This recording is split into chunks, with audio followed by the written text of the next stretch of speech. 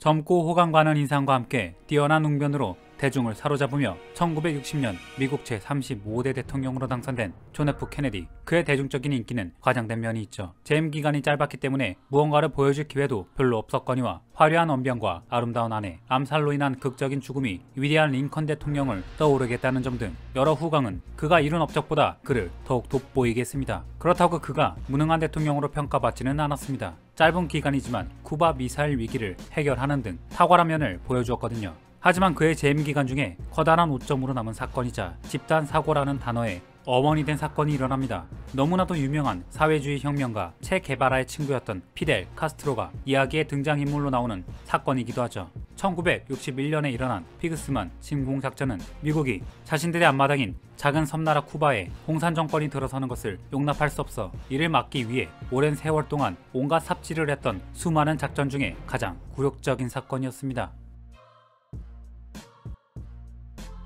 제2차 세계대전의 영웅 아이젠하워는 임기 말기인 1960년 3월에 피그스만 침공 계획을 승인합니다. 쿠바 망명자 출신 지원자 1500명은 비밀훈련장에서 피델 카스트로의 목을 따기 위해 훈련에 한창이었습니다. 비밀훈련장은 미국 본토가 아닌 과테말라에 세워집니다. 미국 정부는 세계 언론에 부정적인 이미지로 비춰지길 꺼렸고 과테말라의 대통령 미켈 푸엔테스는 미국 CIA의 공작 덕분에 대통령에 올랐기 때문에 미국 정부의 요청에 적극적으로 응했죠. 하지만 작전이 실행되기도 전에 아이젠하워는 퇴임하고 맙니다. 그렇다면 실미도 부대가 북한 땅을 밟기도 전에 버림받은 것처럼 2506 여단도 미국 정부에게 버려졌을까요? 불행인지 다행인지 이 계획은 폐기되지 않고 후임 대통령이었던 케네디에게 넘어가게 됩니다. 피그스만 침공이 실행된 1961년 4월 17일은 케네디의 대통령 임기가 불과 3개월도 채 안 되었을 때였습니다. 제2차 세계대전으로 미국이 명실상부 전 세계 패권 국가가 된 덕분에 이참에 세계 정복이라도 하려 했는지 야심으로 가득했던 미 국방부와 CIA는 어떻게든 쿠바를 비롯한 공산권 국가들과의 갈등 관계가 고조되기를 원했습니다. 집단 사고는 심리학자 어빙 제니스가 케네디 행정부가 저지른 대형 사고의 원인을 연구하면서 만들어낸 말입니다. 자, 대형 사고의 원인이 왜 집단 사고였는지 알아보겠습니다. 당시의 케네디 대통령은 사실상 이 작전 결재란에 서명한 죄밖에 없었습니다. 그 계획의 이반자들은 미국에서 내로라는 전문가들이었죠. 케네디 대통령은 이게 최선입니까? 확실해요? 질문했을 것이고 최고의 군사 전문가들과 정치 외교 전문가들한테서 최선입니다 라는 답변을 듣고 결재란에 서명한 것뿐이었죠. 이 계획의 가장 큰 문제는 너무너무나 낙관적이었다는 것인데 회의장 안에 어느 누구도 반대 의견을 내거나 조금이라도 의문을 표시하는 어떤 발언도 일치하지 않았다는 점이에요. 이 계획을 반대했던 당시 케네디 행정부의 고문이자 역사학자 아서 슐레진저의 말을 들어볼까요? 누구나 동의하는 게 당연하다는 듯한 묘한 분위기 속에서 회의가 열렸습니다. 어이없을 정도로 형편 좋은 계획이라고 생각했지만 회의석상에서는 왠지 잠자코 있게 되었습니다. 당시 저는 질문 몇 개를 던지는 것마저도 못할 만큼 회의 분위기에 눌려버렸다는 말밖에는 할 말이 없습니다. 피그스만 침공 계획의 초안은 이랬습니다. 미국 마이애미로 망명온 반 카스트로 쿠바 망명자들을 훈련시킨 후에 미국의 공중 지원과 함께 쿠바 본토에 침투시키는 것. 부패한 카스트로의 독재 정권의 군대는 오합지졸일 것이 분명하고 그들을 일망타진하는 2506 여단의 모습에 감화된 쿠바 주민들이 그들을 해방군으로 칭송하며 다 함께 공산주의 정권에 맞서 들고 일어날 것이라는 게 이 작전의 기본 계획이었습니다. 세상 참 편하게 살죠. 문제는 여기서 끝이 아닙니다. 일이 더욱 틀어지기 시작합니다. 소련과의 관계 악화를 두려워한 케네디가 계획의 변경을 주장한 것이죠. 변경된 내용은 방금 아서 슐레진저가 참가했던 회의에서 결정이 됩니다. 주요 내용은 미국의 작전은 철저하게 비밀리에 진행되어야 하며 2506 여단의 상륙 지점도 인구 밀집 지역에서 멀리 떨어진 곳으로 바꿀 것을 요구합니다. 상륙과 동시에 이뤄지기로 했던 공중 지원은 물 건너갔고 인적 드문 허허벌판에서 민중 봉기를 유도하는 것은 어불성설이었죠. 누가 보아도 폐기 처분해야 하는 계획이었는데 질문하는 사람은 단 한 명도 없었고 마치 그럴듯한 작전이라도 구상한다는 듯이 일이 착착 진행됩니다. 이런 것을 두고 집단사고라고 합니다. 집단사고는 응집력이 강하거나 외부의 정보로부터 폐쇄적인 집단에서 흔하게 나타나는 상태로 무의식적으로 만장일치를 하는 쪽으로 의견이 이도되는 것을 말합니다. 집단사고의 선행 조건은 다음과 같습니다. 외부로부터 위험이나 시일이 임박해 구성원들의 스트레스가 높아졌을 때, 그리고 조직원들의 사회적 배경이나 가치관 등의 동질성이 높을 때입니다. 이런 환경이 갖춰진 조직에서 만약 반대 의견을 내놓는다면 바보 취급을 받거나 조직의 반기를 드는 사람으로 낙인 찍힌다는 두려움이 생겨 두 직원들은 입을 다물게 되는 것이죠. 케네디 행정부가 간과했던 정보는 쿠바인들이 가졌던 반미 감정과 피델 카스트로라는 인물에 대한 여론의 평가였습니다. 피델 카스트로는 쿠바 혁명으로 바티스타의 친미 정권을 무너뜨린 쿠바 혁명의 주역이자 청년 혁명가였습니다. 그는 1953년 7월 26일에 무장봉기에 산티아고의 몽카타 경찰서를 습격하지만 실패하고 붙잡히고 맙니다.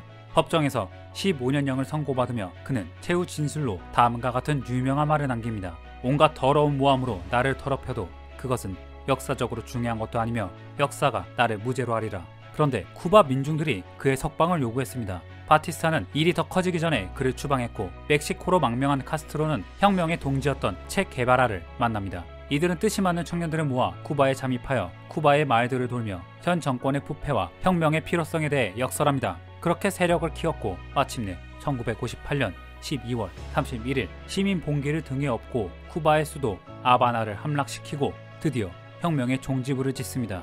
시민 봉기는 방아쇠만 당겨지면 필연적으로 일어날 일이었습니다. 쿠바 국민들이 미국 기업들의 착취와 거기에 놀아나는 현 정부의 환멸을 느낀 것인데요. 쿠바의 광산과 목장, 정유시설의 80%, 철도의 50%, 설탕 산업의 40%가 미국 기업들의 소유였습니다. 나머지 몫은 부패한 바티스타 정부의 몫이었습니다. 피델 카스트로는 총리 집권과 동시에 토지 개혁에 착수하고 사유 토지와 재산, 기업들을 몰수하여 국유화했습니다.